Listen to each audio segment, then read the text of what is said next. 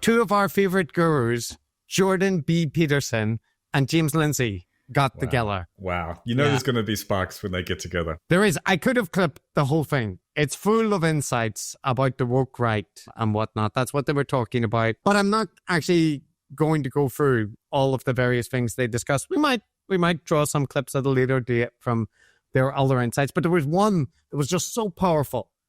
When it hit me, when I was listening, it nearly knocked me off my seat, Matt. And I want to play it for you because it's kind of a combination of sense-making, political insight, the whole shebang. So let's see if you can pick up on the detail that, astonish me. Very high-level idea. Here we go. It comes along for the ride eventually. Yeah. Because a lot of the young Germans were actually inspired because they thought it was going to be good for the worker. They were inspired by the socialism part of National Socialism and that it was going to be good for Germany. And they loved their country and they wanted to see it great. And so they were swept up, the Hitler Youth were swept up to get into this. But it's the same program. There's a game.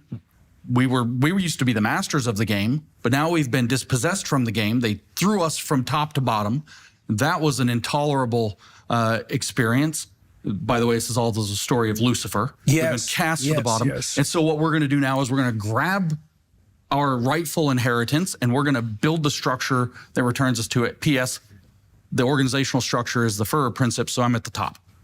Okay, so I want to talk about this Lucifer idea. So Lucifer is the morning star, and he's the angel of the untrammeled intellect.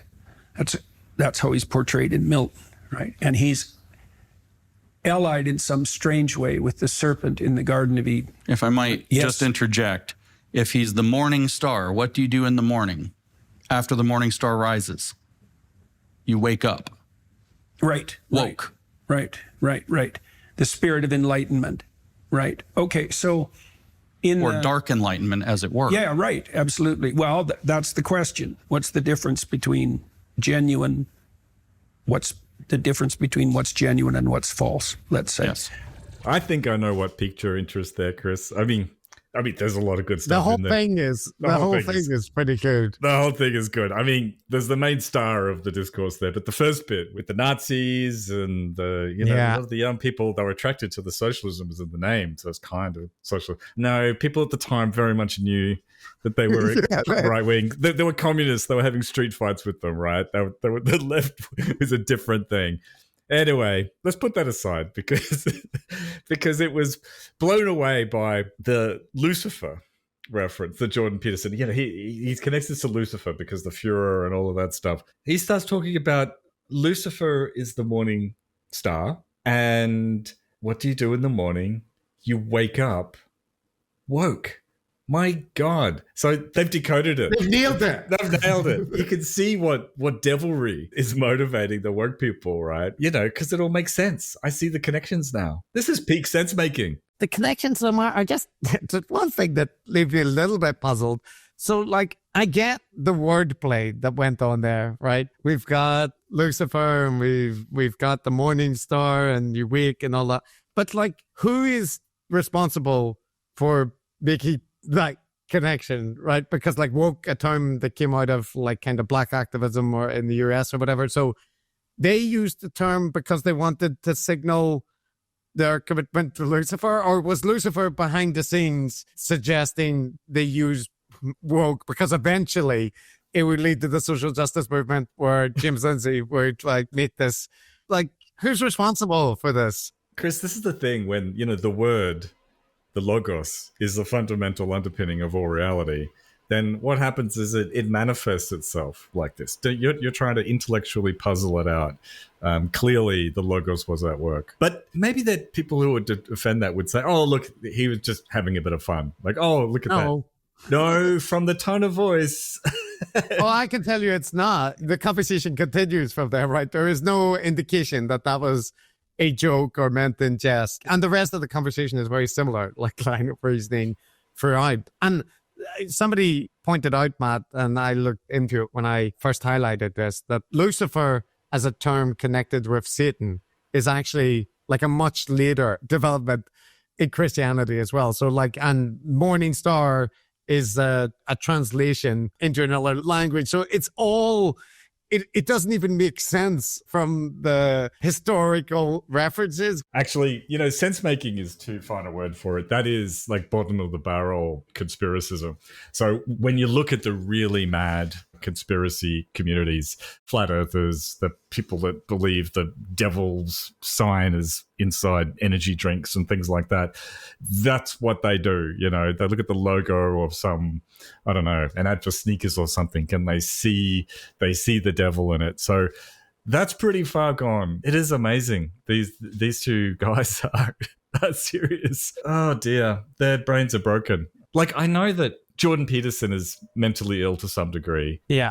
Like, what's wrong with Lindsay apart from being a massive jerk and grifter? Oh, there's so many things wrong with him. It would take too long. But together they are kind of catalyst for each other. Just idea jacking off into new territories, and there's many other things that I could drag out of this. But I have other clips, Matt. Actually, in the realm of sense making, Jordan B. Peterson again, but speaking to arch sense maker Jordan Hall, a man who's been so many paradigms that it's hard to keep track. While we're at it, I'm usually running, 70 or 90 distinct paradigms simultaneously all the time, and there's many.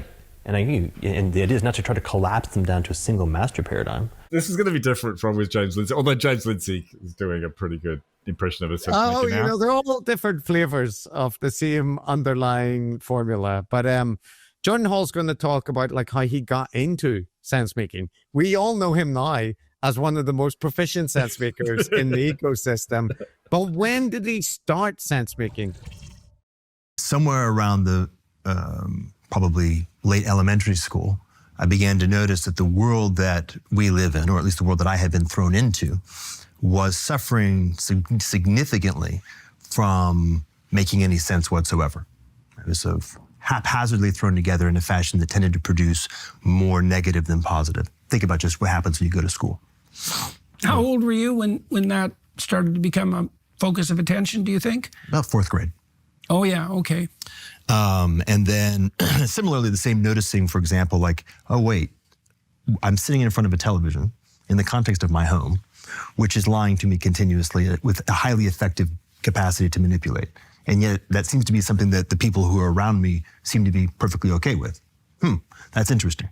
So a sense of there's something way off, it's way off, and curiosity about, okay, well, what would right look like and how might we accomplish that? So you can see how those two things link together.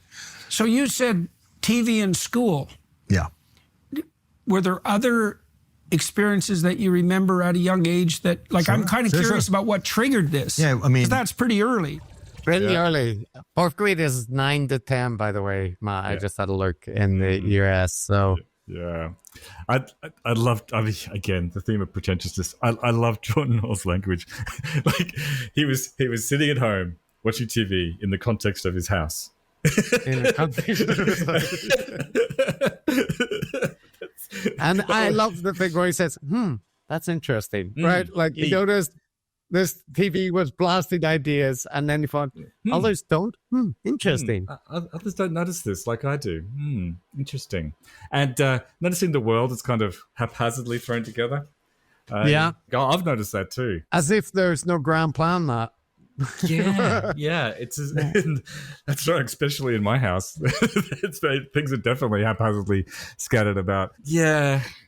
I mean, it is pure though. I love sense making about sense making because it doesn't involve any other concepts. There's no woke people involved. There's no extra girlfriends. It's just sense making about sense making and pure. Yes. This is the pure stuff. This is unadulterated, Breaking Bad, blue sense making. We know that, but we do also know that, of course, it will connect in another 2 or 3 sentences into the standard right-wing reactionary stuff because that is what must happen. It must connect to that.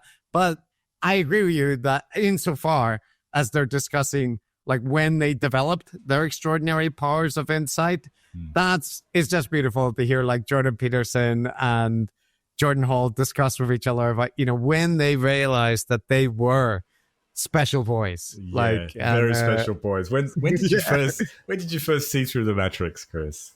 Yeah. I wonder when Jordan Peterson would be, like, I wonder is there guru one-upmanship? Well, 9 is quite young. Of course, when I was 6, when I was in the context of fishing, that's it. But I think Jordan Hall is hard to one up in terms of like pure sense-making ability. Even Jordan Peterson, I think it meets his match when he like dances with him. Yeah, I think so. I think Jordan's a little bit taken aback sometimes. Now, Matt, Jordan Peterson ill-advisedly went on this show called Jubilee, where the format is there's one person sitting in the middle and there are kind of 20 people arranged in a circle around them. They're like people that will disagree over an issue, right? It can be like, Destiny versus MAGA fans, or Sam Cedar versus MAGA fans, or in this case, it was billed as one Christian versus 20 atheists, but the Christian that they chose was Jordan Peterson, which we'll see how this goes. The champion for Christianity, nominated by Jubilee, Jordan Peterson, okay? Yeah. So, and they had to rename it, didn't they? Yeah, 4 hours after they released it, they changed it to Jordan Peterson versus 20 atheists. But the atheists in attendance were told it was like a Christian versus an atheist. But the problem was like halfway through the debate, I believe, Jordan Peterson basically said, like, he wouldn't concede. Yeah, don't worry. Okay. I won't. Yeah. Okay. All right. You'll get to it. Well, actually, why don't we start with that? So they have like these prompts which last for about 20 minutes or whatever, and the people come up and debate them, and they get voted out, right? Like, or their time runs out, and you sometimes hear that, and then the next person comes up, right? And the start here was Jordan Peterson was saying like that atheists are also engaged in worship, right? That was his kind of prompt. It was something like that, just like religious people, atheists worship things as well. So here's one of those atheists coming up to introduce himself and begin debating that prompt. Hey, Dr. Peterson. How you doing? Danny, nice to meet you. What's your name? Danny. Danny. You say atheists worship things or people or places, whatever. Can you be very clear about your definition of worship again? Attend to, prioritize, and sacrifice for. Okay, that's it. That's your understanding of worship. Well, I could flesh it out, but that'll do for the time we have. Okay. Do Catholics attend to Mary? Yes. Okay. So do they fit that description of worship? Yes. So you would say Catholics and other people that revere Mary, like the Eastern Orthodox tradition, worship Mary. Well, they might not put her in the highest But place. you would put it that way. No. You just said it. Now you're taking it back. There's now? still a hierarchy. Okay, there's a hierarchy, but within the There's something at the top. All right, you can worship things Mary below. is quite a ways up the hierarchy, but not at the top. Let's go over your definition of worship again. What's your definition of worship? Attend to, Attend to. prioritize, Do and Catholics sacrifice for. what do Catholics attend to? Do they prioritize Mary over all other human beings? No, I didn't say overall, did I? I didn't add that to my definition. You understand. I said there was a hierarchy as well. You attend to So you can attend to something trivially, or you can attend to it deeply. Okay, now you're adding stuff to the definition, but your original I definition. added the hierarchy part at the beginning. This is the kind of format, right? There's a lot of people kind of trying to catch Jordan in, contradictions or whatever. And there you heard Peterson take one of his trademark, like broad definitions, right? To worship something means to attend to it, prioritize, and sacrifice for it. But what he means by that is like extremely broad, right? Like in other ones, he's saying that people worship their wives because they attend to them and they prioritize and sacrifice for them. But that would be something different than what people would understand for like worshiping a deity. But like for Peterson, he wants to say it's all, on a spectrum. Yes, yeah, it's definitely his trademark to define terms very abstractly and generally, and then to apply them and start talking about, like he could talk about social justice people worshipping equality or something. Yes, that is what he wants to do, right? Like, so that's his move, right? Is he wants to say, it's a very, very old thing, Matt, like where, oh, you're an atheist? Do you believe in science? Oh, so you believe just like a religious person believes in God. So there you go. It's just a different type of belief, right? It's a very, very old, some would say sophist technique for debating back. And as we've often talked about with Sensemakers, it relies on either expanding definitions of words or confusing two different meanings of words that have different semantic meanings. We've heard Jordan Peterson and other sensemaker types and people around him do that kind of thing a lot. But in that specific clip, I don't think he was doing too badly, right? Because he was... yeah. Actually, so far, that logic is okay in this step. I feel like he hasn't made any very big error and the person hasn't kind of caught him on a gotcha yet. But that was just the context to play to what comes next, Matt. So here's the next part of that, right? So they were talking about Mary and whatnot and the reason for that. Here we go. Are you familiar with the Immaculate Conception? Why is that relevant? Because you go to a Catholic church, don't you? Or you've attended recently. You're interested in Catholicism, aren't you? Sure. All right. Are you familiar with their doctrines? Somewhat. Okay, you're Their familiar. doctrines are very how do they deep. regard Mary? Why are you asking me that? Because you're a Christian. You say that. I haven't claimed that. I didn't say that. You said that. I didn't say that. You think I said that? You say that. I haven't claimed that. Oh, what is this? Is this Christians versus atheists? I don't know. You don't know where you are right now. Don't be a smartass. Well, and I mean either you're a 'cause Christian I won't or you're talk not. to you if you're a smartass. Oh, either you're a Christian or you're not. Which one is it? I could be either of them, but I don't have to tell you. You don't have to tell me. I was under the impression private. I was invited to talk to a Christian. Am I not talking to a Christian? No, you were invited to. I think everyone should look at the title of the YouTube channel. You're probably in the wrong YouTube video. You're really quite something, you are. Aren't I? But you're really quite nothing. Right? You're not a Christian. Okay, I'm done with him. Oh dear.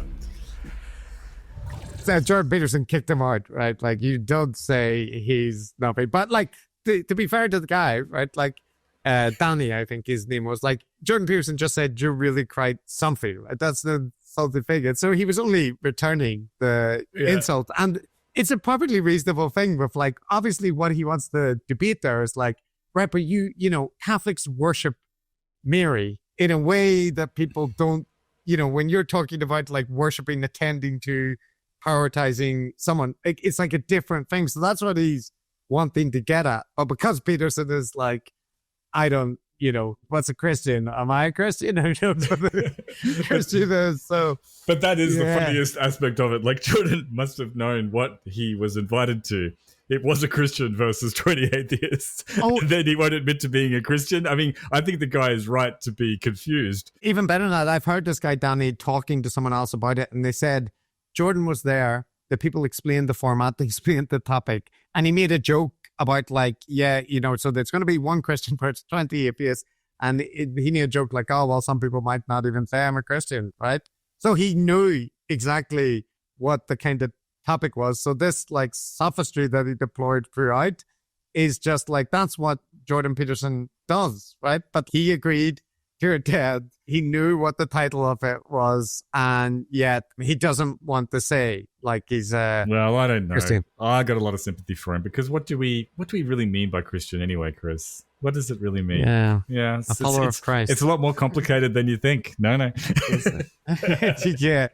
yeah. Well, so that was one of the clips that went viral from this, right? Because it's funny every time that Jordan Peterson is forced into a situation where he has to like admit or not admit that he believes in something. It causes him a great amount of trouble, right? You remember Alex O'Connor spending so long to like get him to admit that he thinks the resurrection actually happened, but he had to be like, so what? Let's say we put a camera up and it's a Sony camcorder, right? And you hit the record button and it's outside the tomb. Is there going to be a person when we look back at the tape? Like, you know, it's but I feel like that this is not a superficial thing because, you know, you recall his mates Pajot and so, you know, trying to nail them down on whether or not the demons or the egregores are real or not, or whether or not Vivaki was talking to Hermes, like literally. Now, that makes them very upset as well in terms of being required to be clear about something being it is or it isn't type situation. Oh, yeah, they hate that. In the same way that Jordan Peterson does not want to be nailed down about being a Christian or not, they don't want to be nailed down on the reality or not of Hermes, egregores, etc. Like demons, witches. It's deep in that kind of way of thinking, which is that you don't actually have categories like that are decidable. No, That's reductionist thinking. That shows that you're not thinking about it seriously. So like, if you try to nail someone down in that, it reveals that you're like a non-nuanced thinker, right? But the problem is in this format, Jordan Peterson has essentially invited 20 people to come up with like constantly do that to him, which they did over and over again. And, it's very different from talking to John Bavacki, I can imagine. Exactly. This is an interesting thing that he agreed to, given the way that he argues about these kind of things, right? His debate tactics. Because like, if he does it in isolation with one person, you know, it can kind of get lost in the conversation where he waffles on and he gives all these examples. But when there are these short interactions and it's different people and he's constantly doing the same thing over and over, right? And it's a very obvious technique. It actually is really bad for him. So like, in general, the response to this, even amongst people that are very sympathetic to Peterson, with a couple of exceptions, have been, this was quite bad for Jordan, right? And there was another interaction that went quite viral. So here's another guy coming up to interact with Jordan about his belief or lack thereof and what he means by it. So do you believe in the all-knowing, all-powerful, all-good notion of God? What do you mean by believe? Do you think it to be true? That's the circular definition. What do you mean How when is you that say you circular? believe? How is that circular? Because you added no content to the answer by substituting the word true and believe. I said you think it to be true. All right. So if What's you a belief? believe something, you stake your life on it. What do you mean by that? You live for it and you die for it. That's what I mean by that. It isn't something that you say. It isn't something that's associated with logical consistency. It's not declarative. It's not propositional. It's not a figment of your imagination. It's the presupposition of your attention and your action. And you're either fragmented, in which case you worship multiple gods, or there's some unity at the bottom of it that makes you an unstoppable force. Okay, so you're saying that you don't believe something if you wouldn't die for it? Is Not that really, no. Okay. So then, How would you define belief? Something you say? Can I explain? Like, I could believe it is the case that this pen exists, but if someone like threatened my life, right, I would lie in order to be able to save my life, right? Like, I think you would do that too. You wouldn't lie to save your Don't be life? so sure. You wouldn't lie to save your life? How much do you know about me? I didn't lie to save my career. I didn't lie to save my clinical practice. Would you lie to like save your children, your mom, your dad? I don't think lying would save them. Oh god, it's so painful, isn't it? Like the techniques that Jordan, you know. So first of all, he started with his standard technique, which is, what do you mean? What do you mean? Yeah. What do you mean by mean, Jordan? You can play that game forever, right? But you know, and the guy's definition is perfectly fine, right? You believe something if you think it's true.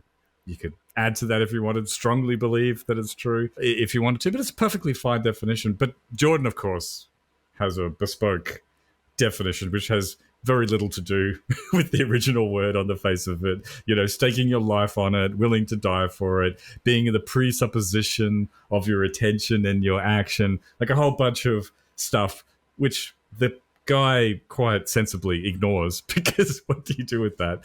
And just, it says, okay. But then, of course, it goes sideways because Jordan then gets distracted by the idea of claiming that he basically never lies. He cannot tell a lie. Yeah, so there's the issue that in Jordan Peterson's definition, you only believe something if you will die for it, right? So like, I think the guy wanted to give the example of like a trivial belief, right? But he actually conflated it because he was like, you know, I believe this pen is here, but he also took into Jordan Peterson's thing, like, and I wouldn't die for the belief that the pen is there. Like, I would lie for it. And he was like, well, would you die for, like, you know, if someone said, you know, they're going to kill you if you say the pen isn't real, and Jordan, you know, then wants to stay.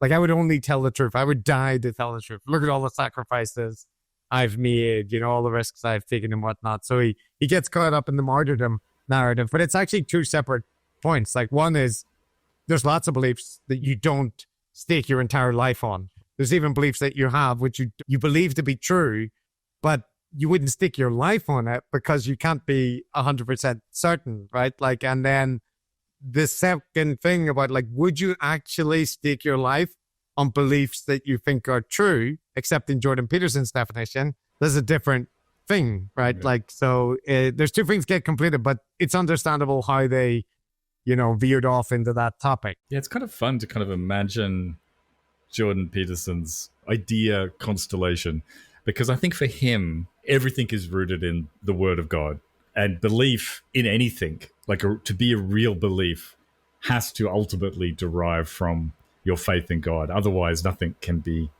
really real. Yeah. So for him, refusing to take back some comments about, I don't know, I can't remember what got him in trouble in Canada, trans people, like that for him would all stem from his belief in God, right? Because God is the truth and everything, like it bends my mind, but I kind of have a vague sense of how he thinks about things. Well, right, because if you remember his conversation with John Vervaeke, or maybe it was John from Peugeot, but like they held up a glass from the table and they were like, the fact that we can perceive this as a glass rests on the belief in God, right? Like in their tortured logic, this is like, the kind of underlying concept. So in order to get there, they have to dramatically expand definitions, right? Such that like the cognitive capacity to categorize things or whatever, that is fundamentally belief in God or this kind of thing. So you have to do real violence to like what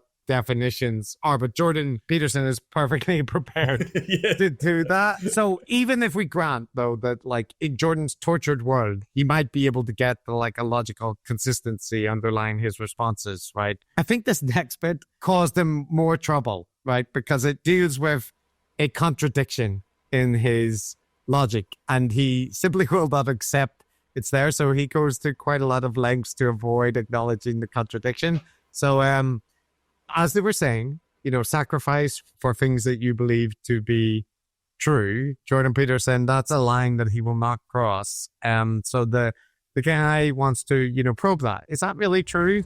Can there ever be a circumstance logically that lying could save someone? Yeah, and if you're steeped in sin, you're likely to live in circumstances like that. I'll give you an example. If you're like in like Nazi Germany, and it is the case that there's like Jewish people in your attic and you're trying to protect them, example. Would you lie to like the Nazis? I would have done everything I bloody well could, so I wouldn't be in that situation to begin with. It's a hypothetical, and it's not answerable. You can't answer hypotheticals? No, I can't answer a hypothetical like that because it's far.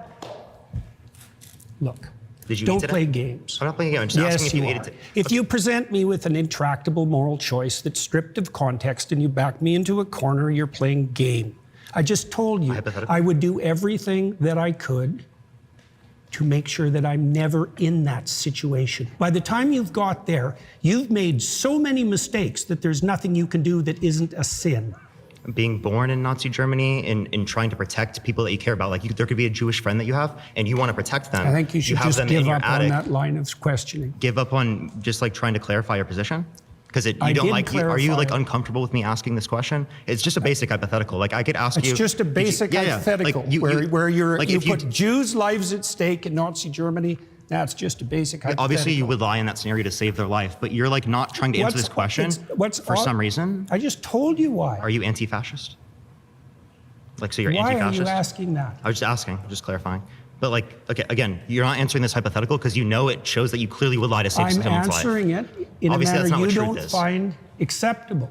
Obviously, because I care about truth. I wouldn't be in that scenario. Obviously, right? Logically, because that's already happened. Like that's in the past. You don't have a time travel device. We're bringing this logical hypothetical up to show you that in some circumstances that do happen within the real world, you would lie to save people's lives. So your definition of truth isn't actually how we're typically using it. So what you're trying to do is you're trying to muddy the waters when I ask you, like, do you believe this? Do you think this to be true? So you don't actually have to answer the question. So Jordan Peterson cannot answer that hypothetical because that hypothetical makes no sense. Because if you put yourself in a situation in which the Gestapo is knocking at the door and you're forced to choose between lying, protecting some people's lives or not, then he would never be in it would never happen. He couldn't be in that situation. We can't even, like, there's so many mistakes you have to make to be there that given Jordan's character, he would never have found himself. Even if you accept, like, all the premises about truth and whatever is like his redefinition and whatnot that are going in.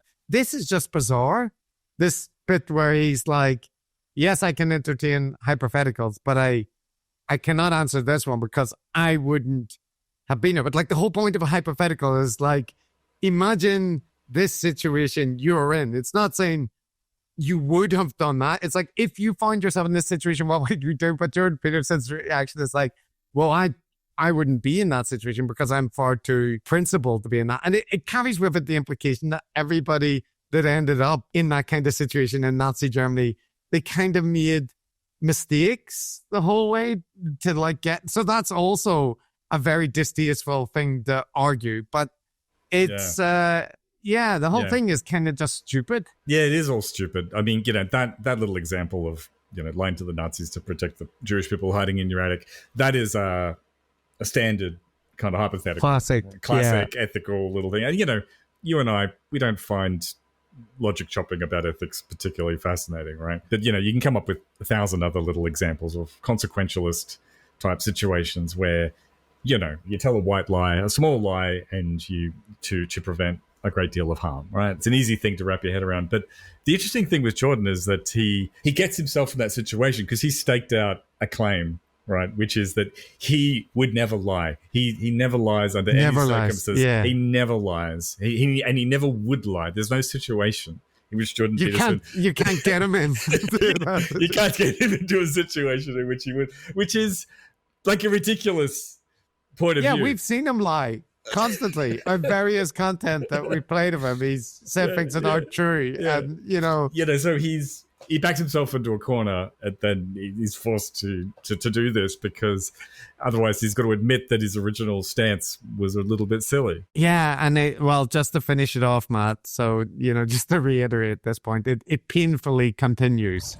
Imagine that I was in a situation where the best I could do as a consequence of my previous mistakes was to tell the least amount of lie I could manage. Okay, but that would likely indicate that I had made all sorts of catastrophic errors on my way there. So you would lie to save someone's life. So again, you do believe it to be true in that circumstance, even though you lied in that scenario. So not without the context that I put it in. You were not willing to die for it. You were not willing to let other people die for it. So that's not what you see to be true then, seemingly.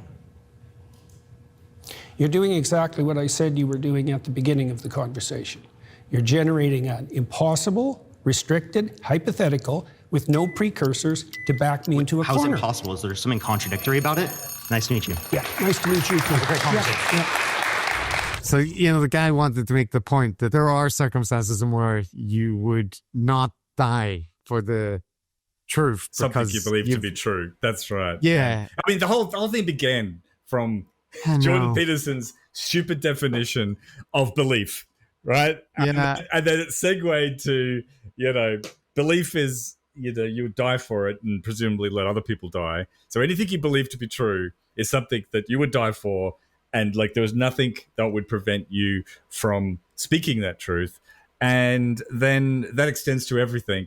But of Jordan's definition, as we talked about, it all is derived from his bespoke sort of God belief thing. It doesn't work with other kinds of beliefs, right? Beliefs about cups, beliefs about glasses, beliefs about Jewish people in attics, any number of other beliefs.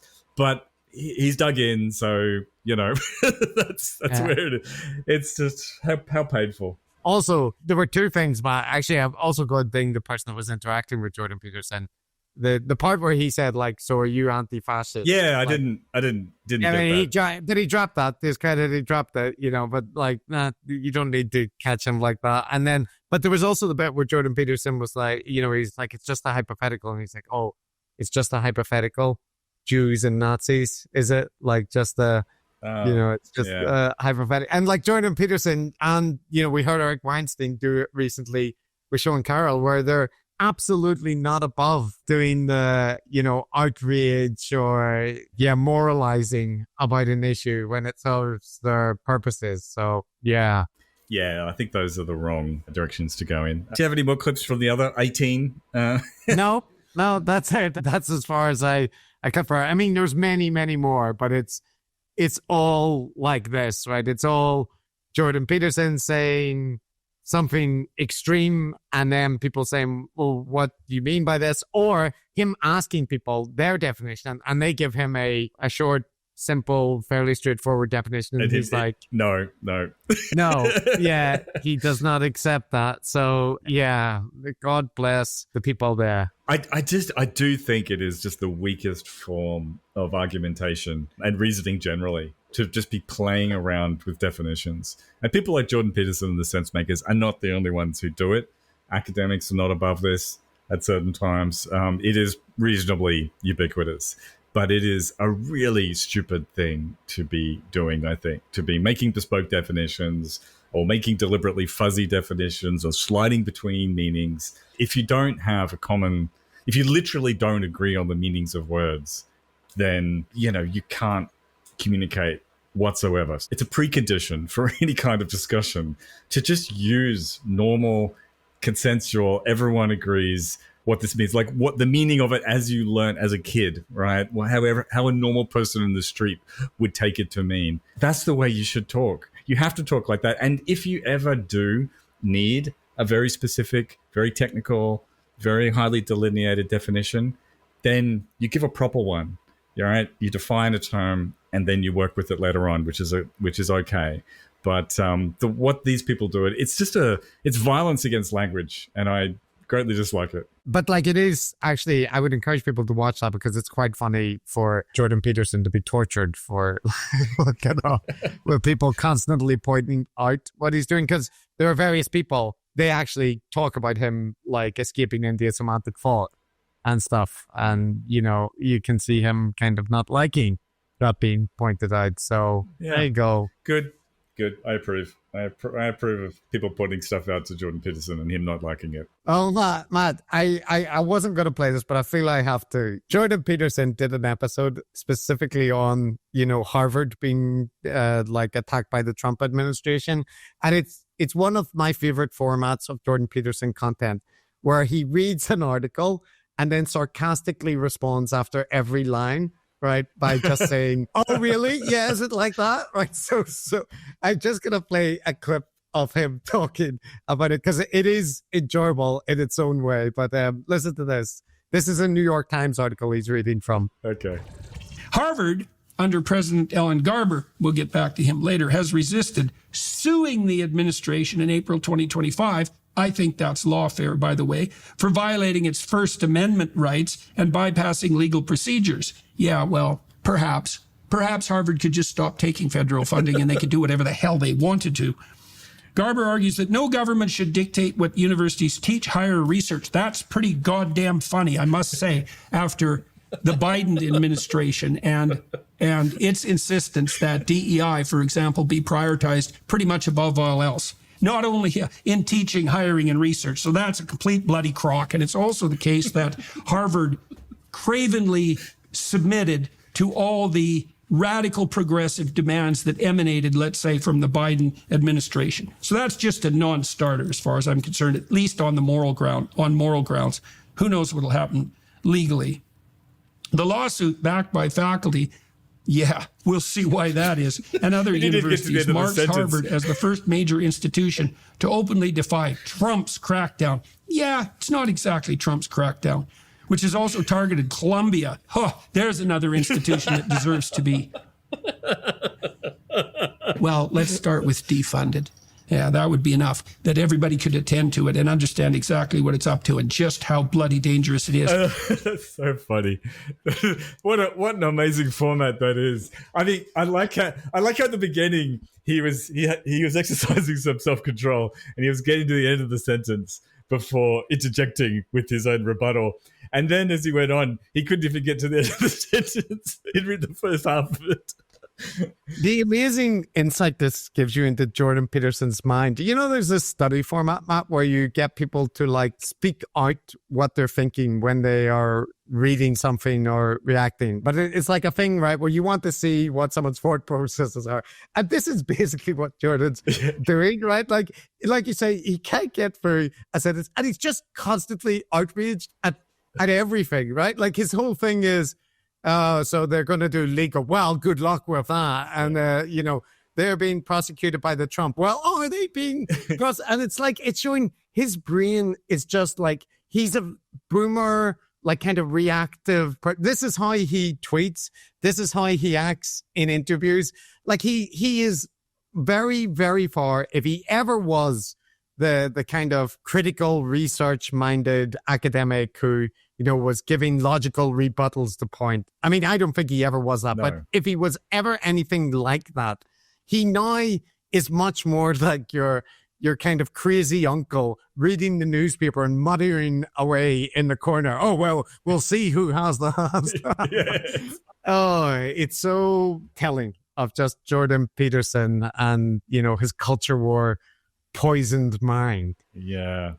God, what a whirlwind tour you've taken us on. So, one thing that we talked about is like the gurus like to say the universities are shit. They're all, woke indoctrination camps and whatnot. But they also need to say that their credibility, in part, their credentials come from the universities. So how do they manage that issue, right? And Jordan Peterson does it here quite impressively. So I just want to play, this is the last clip, but this is him. He's still talking about the New York Times article, but watch how he threads that needle. I thought it was quite impressive. And I'm going to read to you from the New York Times covering this debacle, and also from the Montreal Gazette concerning McGill University in Canada, which Canadians like to regard as the Harvard of the North. And now, you see, I also taught at both of those. I was a student at McGill, and I taught there as a teaching assistant and running my own seminars for my graduate student friends. And then I worked at Harvard for 6 years in the 90s when it was truly an outstanding place. And then, as many of you know, I worked as a professor for about 2 decades at the University of Toronto, which has become equally corrupt. And so I know what I'm talking about, or you might make that case, although I suppose there are people who would disagree. So I can't tell you how important this topic is for you to understand, and in some detail. I should also point out that I haven't exactly been sitting around in consequence of believing that this is a vital issue. My family and I, my son helped me in the beginning with a broader project in this regard, and then my daughter and her husband, Michaela Fuller and Jordan Fuller, have taken over the last 4 years, I suppose, to produce Peterson Academy. And we're trying to bring the best professors in the world to the public stage and to bring what they know to everyone at the highest possible quality and at the lowest possible price, which we estimate, by the way, at the moment at 1% of an Ivy League education. So I'm putting my money and my time where my mouth is, and you can make of that where you will. Yes. No, it's okay. So that's how he squares that circle. I guessed it, to be honest, Chris. I knew he was going to go there. It was good when I went there. Paragon of intellectual virtues, a cathedral. Then it became corrupt after I left. And now you can't trust them. Come to my university instead. Yeah. I mean they all do that to some degree. Like, there's so many different variants of nobody knows anything at the university. They don't care. They're all corrupt. But I went to a really good university. I'm a professor of such and such, and I'm, whatever. And also, in this case with Jordan Peterson, which this is also a common thing, you get the family all being brought in, right? Like they're setting up a university. It's something that we constantly talk about. Like, first you denigrate the existing institutions or sources of information, then you posit that like people, can get it from you or your friends and family, and like it's just as good. And it's a big investment from them to build these resources. So why would they be doing that? And Matt, there was one thing that I think might have slipped your notice it, because I only caught it in the transcript. When Jordan was talking about being a student at McGill, he said, I taught there as a teaching assistant and was running my own seminars for my graduate student friends. So they have like this encyclopedic memory of their so-called achievements, right? And maybe Jordan did run a graduate seminar, right? Like maybe, but it's that like kind of thing where, I was a teaching assistant, I was doing all this stuff, and I was teaching the older students. Yeah, he was teaching his peers. That's right, even at that early age. Well, it's a bit like Jordan Hall. Some people are more advanced than others. Jordan Hall was teaching his own seminar in the context of his house. That's right. His other little grade school kids are sitting around, and he was demonstrating. I would love to be there as in a sense-making bongo circle at the age 10. Have you considered what they're showing us on the TV? It's all crap.